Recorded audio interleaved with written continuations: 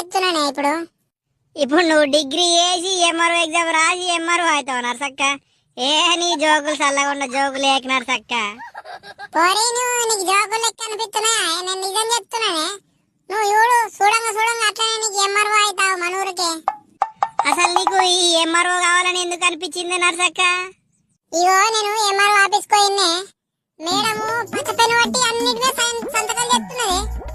నాకు పచ్చపెన్ను అంటే ఇష్టంగానే, ఓలంటాలు వాడరాట పచ్చపెన్ను, అందుకనే ఎంఆర్ఓ అయి నేను పచ్చపెన్ను వాడతానే. ఓహర్ నీ నర్సక్క, నువ్వు జోకున్నవేందే? నువ్వు పచ్చ పెన్ను వాడేందుకోసం ఇప్పుడు ఎంఆర్ఓ అవుతావా? నువ్వు ఊకే మా ఇంటికి వచ్చి డిస్టర్బ్ అయ్యేకి రాజమని.